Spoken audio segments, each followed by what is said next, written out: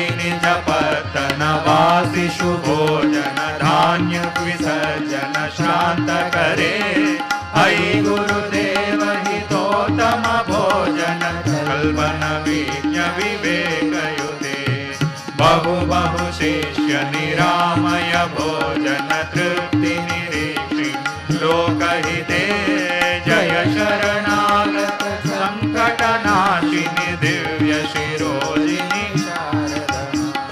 जय शरणागत संकटनाशिनि दिव्य शिरोजिनि शारदमा त्रिभुवन सुंदरि दैव गुणेश्वरि पाप विमोचनि पूज्य पदे विमल नरे सुत साधन बोधन दोहदकारिणि सत्वभरे सविनय शंभु समर्पित सुंदर मंदिर वासिनी भक्त हिते जय शरणागत संकटनाशिनि दिव्य शिरोजिनि शारदमा जय शरणागत संकटनाशिनि दिव्य शिरोजिनि शारदमा रहसि निमज्जन मंत्र जपाचन नित्य विदायि धर्मरते पटुतर भाव समाधि शुचेत गुरु नर्तन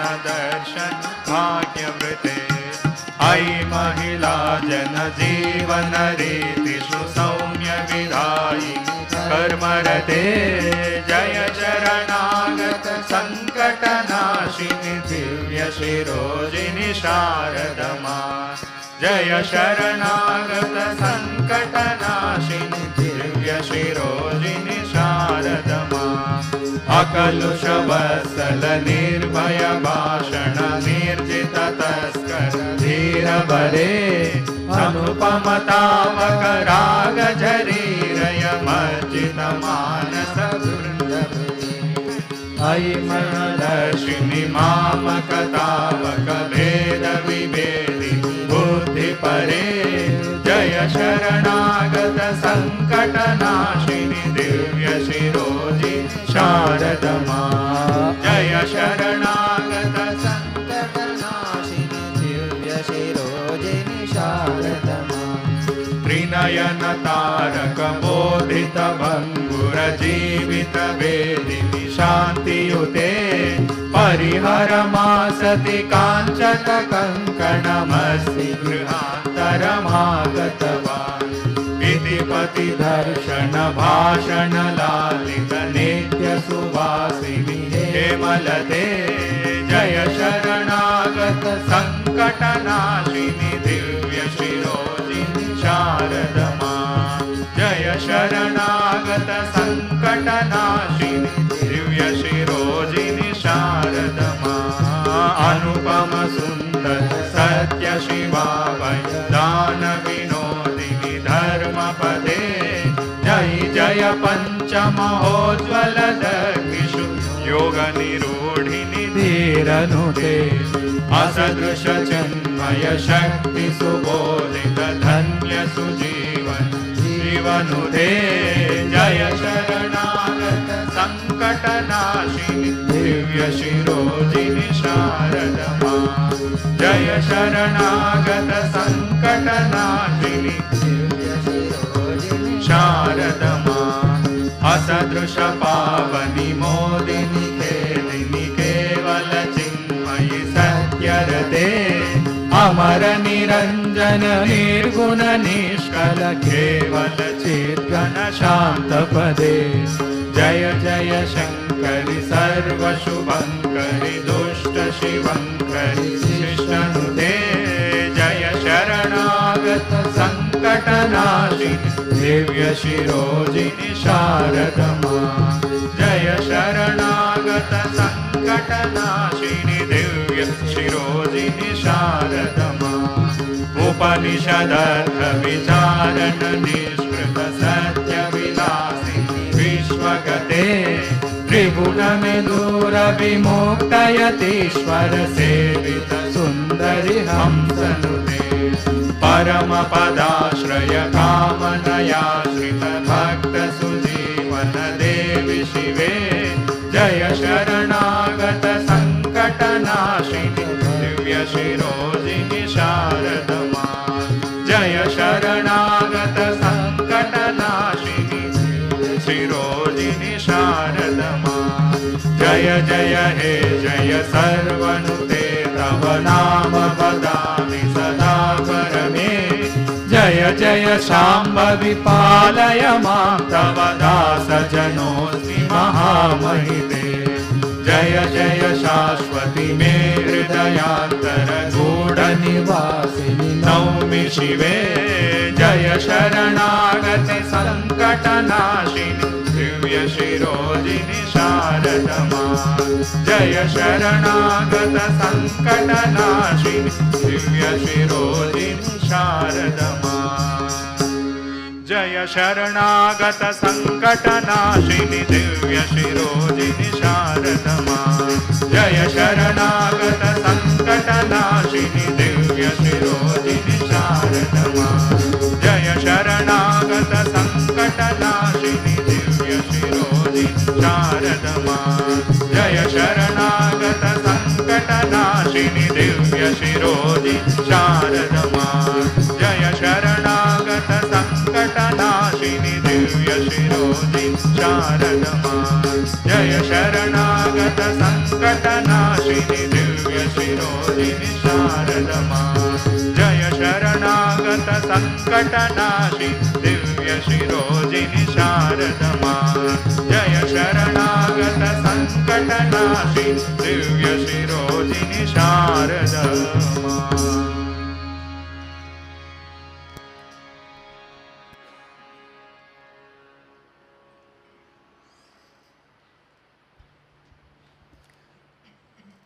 Coming Wednesday, 20th March, Ekadashi, Ramnam Sankirtan will be conducted after Aaratrikam. All the devotees can participate in this program and obtain the grace of Bhagavan Sri Ramakrishna.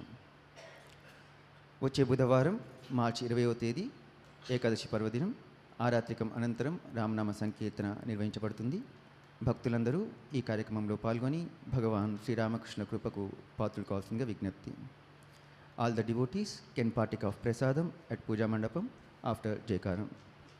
మూర్తిత్రయానికి జయ జయధ్వానాలు చెప్పిన తర్వాత భక్తులందరూ పూజా మండపం వద్ద ప్రసాదం స్వీకరించవలసిందిగా విజ్ఞప్తి.